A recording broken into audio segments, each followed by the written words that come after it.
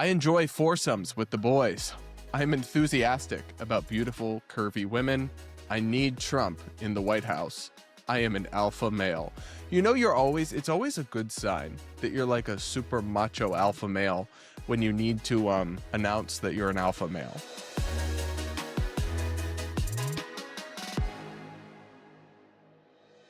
Guys, today we're going to talk first about a story that is absurd.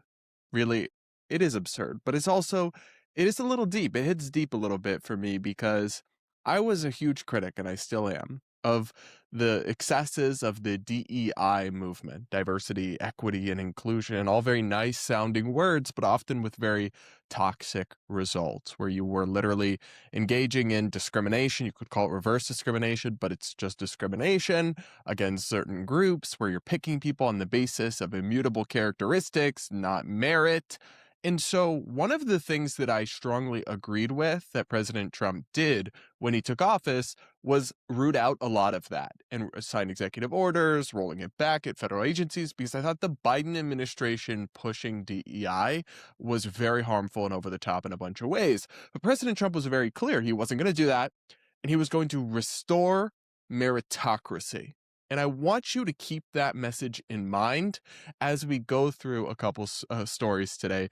First and foremost, the influencer who was just given a role inside the State Department, who is just like a troll parody satire, but actually not account. And we're going to just walk through this and some of my personal favorite tweets from this guy. And then you let me know if you think we're doing meritocracy, because we're not doing DEI anymore. But I'm not so sure we're doing meritocracy either. Okay, so let's look at this.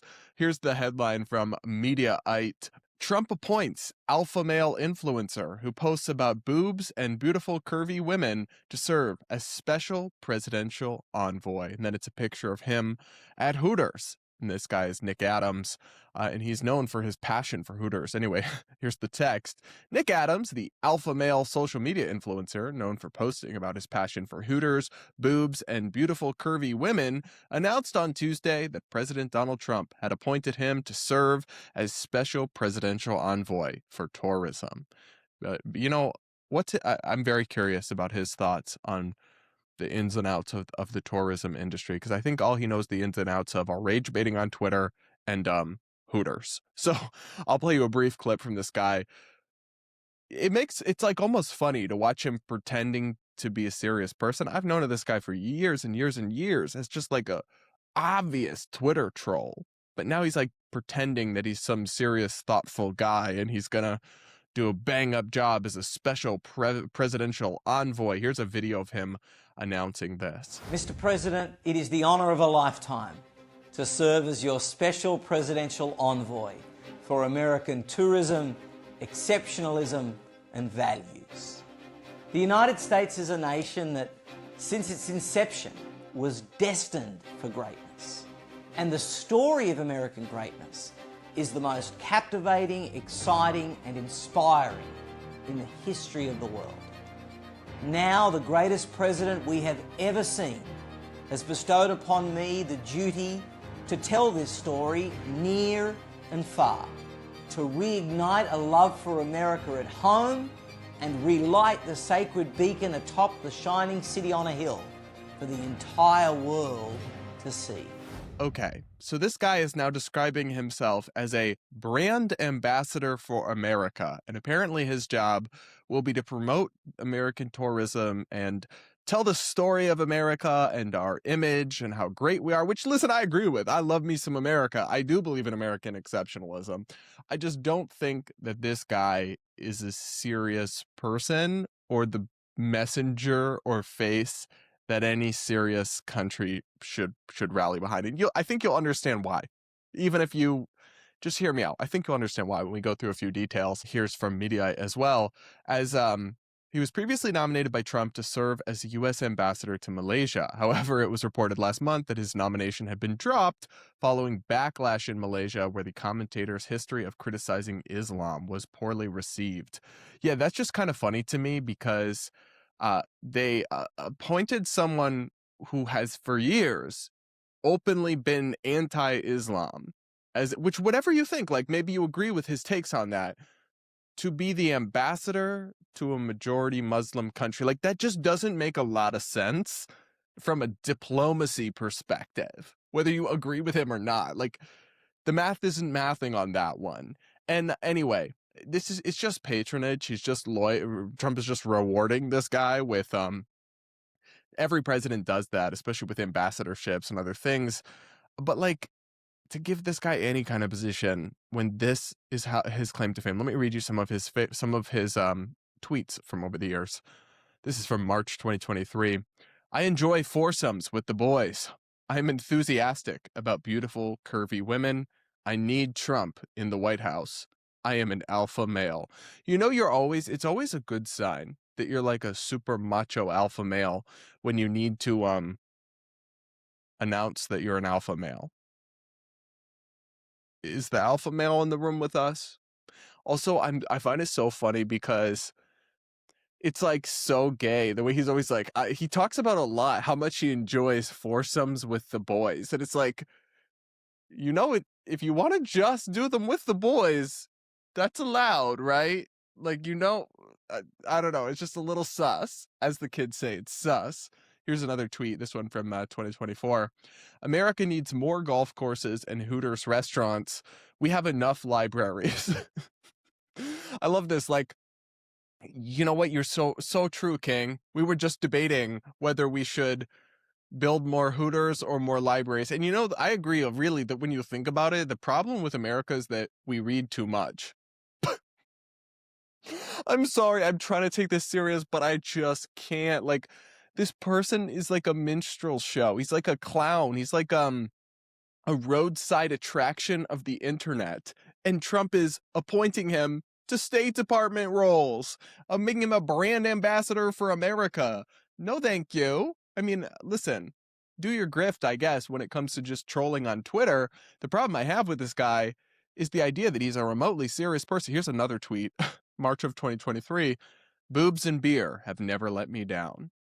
And then, listen, this stuff is just goofy, but then when he actually does political commentary, it is almost embarrassingly juvenile and just kindergarten level arguments and logic and statements, whether you are sympathetic to the underlying positions or not. It's just, this isn't a thoughtful person. I'm going to read you two of his tweets back to back. The Democratic Party has become a fascist cult of personality around Barack Obama. Now here's a more recent tweet from him. I am a patriot because I will defend President Trump and Secretary Hegseth no matter what. I'll just leave those side by side for you and think about whether those sentiments go together.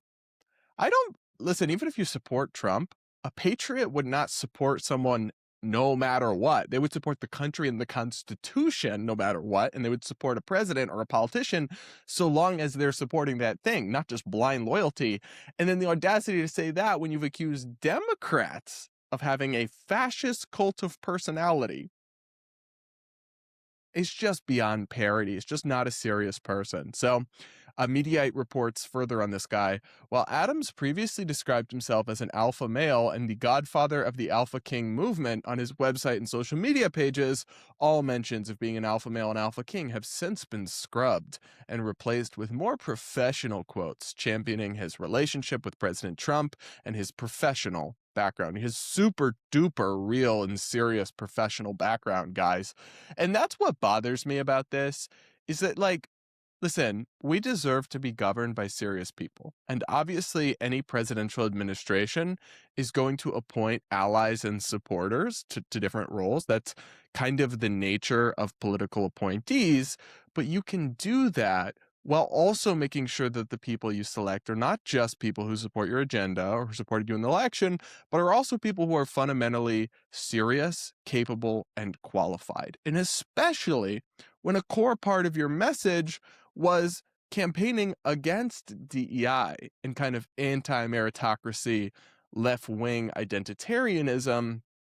I'm not sure this is better, right? You had President Biden saying, well, I'm only going to pick a black woman for the Supreme Court, eliminating 90+% of the potential choices who are qualified for it, and then narrowing it down on the basis of immutable characteristics, just kind of not even pretending that he was just going to pick the best person for the job. I was really horrified by that, as were a lot of Republicans and conservatives, and the same with this whole kind of thing where you are substituting immutable traits for merit and qualifications and competency, but substituting loyalty and like support and patronage for it isn't better. That's just a different type of non-meritocracy. And it's just one position, sure, but you can see this kind of thing. I mean, we see this with Mark Wayne Mullen, who's just, the votes are in, he'll be the next the Secretary of the Department of Homeland Security. And why is Trump going with him? Because he's a loud, vocal supporter of him on television. The guy has no cool. He's not the person you need. If they were just looking for someone very serious and competent, they would put a Tom Homan in charge, or they would get Ron DeSantis to come be the next DHS secretary.